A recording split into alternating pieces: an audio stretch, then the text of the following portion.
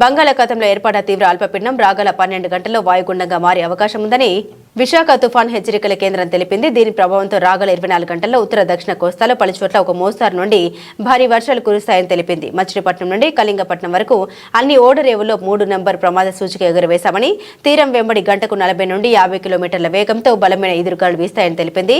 సముద్రం అల్లకల్లోలంగా ఉండడంతో మత్స్యకారులు వేటకు వెళ్లరాదని తుఫాన్ హెచ్చరికల కేంద్రం డైరెక్టర్ శ్రీనివాస్ తెలిపారు. డిప్రెషన్గా మారి వెస్ట్ సెంట్రల్ బే ఆఫ్ బెంగాల్లో ఉండే అవకాశం ఉంది. ఆ తదుపరి నెక్స్ట్ 24 అవర్స్లో it is likely to move in a north easterly direction. అంటే మనకి కొంచెం పక్కకి అనమాట, కొంచెం స్లైట్గా కర్వ్ తీసుకోవడం అనమాట.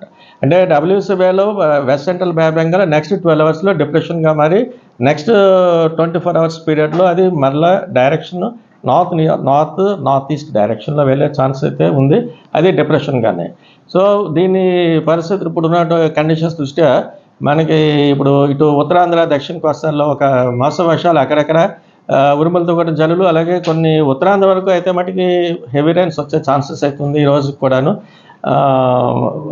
ముఖ్యంగా అయితే చూస్తే ఇటు కాకినాడ, యానం, నెక్స్ట్ అనకాపల్లి, విశాఖపట్నం, విజయనగరం, పార్థివపురం, మన్యం అండ్ శ్రీకాకుళం ఈ జిల్లాలకు అయితే 1-2 చోట్ల భారీ వర్ష సూచన అయితే ఇస్తున్నాం.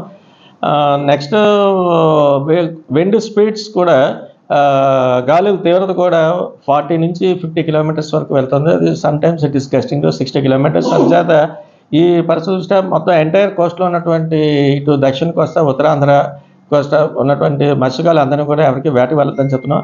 అలాగే నిన్న మనం పోర్ట్స్కి నౌకాశ్రయాలకు ఏవైతే మనం 3వ నెంబర్ ప్రమాద హెచ్చరిక ఇచ్చామో అది ఈరోజు కూడా కంటిన్యూ అవుతుంది. ఎందుకంటే ఆల్మోస్ట్ ఈ పోర్ట్స్ అన్నీ కూడా squally weather with wind speeds more than 40 km/h record అవుతున్నాయి. అలాగే సీ కండిషన్ కూడా రఫ్నెస్ కూడా గ్రాడ్యువల్గా క్రమేపీ పెరుగుతూ వస్తుంది. ఇటు south west Bay of Bengal నుంచి డబ్ల్యూసీ బే అంటే మనకి ఆంధ్ర కోస్ట్కి దగ్గరలో ఉన్నటువంటి Bay of Bengal is west central Bay of Bengal, అక్కడ సీ రఫ్నెస్ కూడా గ్రాడ్యువల్గా ఇంక్రీజ్ అవుతుంది. సో ఈ కండిషన్స్ దృష్ట్యా ఈ పోర్ట్ సిగ్నల్స్ కూడా ఈరోజు కూడా కంటిన్యూ అవుతుంది. అలాగే నెక్స్ట్ ఇప్పుడు ఉన్నటువంటి ఈ సిస్టమ్ దృష్ట్యా నెట్ రోజున మనకి ఇటు ఉత్తరాంధ్రలోను దక్షిణ కోస్తాల్లోనూ కూడా పలు ప్రాంతాల్లో మోడరేట్ రైన్స్ నమోదవడం జరిగింది. అత్యధికంగా చూస్తే ఇటు విజయనగరం జిల్లాలో అయితే ఎక్కువ చాలా ప్లేసెస్లో 4 నుంచి 5 సెంటీమీటర్స్ వర్షపాతం నమోదైంది. అత్యధికంగా మెంటాడలో అయితే 6 సెంటీమీటర్స్ వర్షపాతం మెంటాడ. నెక్స్ట్ బొండాపల్లిలో 5 సెంటీమీటర్స్, నెల్లిమర్లో కూడా 5 సెంటీమీటర్స్, అలాగే ఈవెన్ ఇక్కడ విశాఖపట్నం ఎయిర్పోర్ట్లో కూడా 3 సెంటీమీటర్స్ వర్షపాతం నమోదైంది. ఓకే, ఈ వర్షపాతం మ్యాక్సిమం 1 or 2 days వరకు ఉంటుంది అంతే మ్యాక్సిమం. రేపటి నుంచి కొంచెం ఇంటెన్సిటీ కొంచెం తగ్గే ఛాన్స్ ఉంది. రేపటి నుంచి విండ్ స్పీడ్స్ ఇవాళ రేపు కూడా కంటిన్యూ అవుతాయి. విండ్ స్పీడ్స్ అంటే ఆల్మోస్ట్ ఇప్పుడు ఎంటైర్ కోస్ట్ అంతా కూడా 40 నుంచి 50 కిలోమీటర్ల వరకు ఉంటుంది.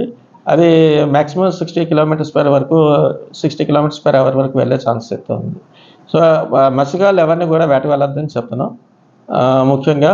అలాగే నౌకాశ్రయాలు అందరికీ కూడా ఆల్మోస్ట్ ఇటు కళింగపట్నం నుంచి మచిలీపట్నం వరకు ఉన్న నౌకాశ్రయాలు అందరికీ కూడా 3వ నెంబర్ ప్రమాద హెచ్చరికలు వేయవలసిందిగా చెప్తున్నాం. ఓకే.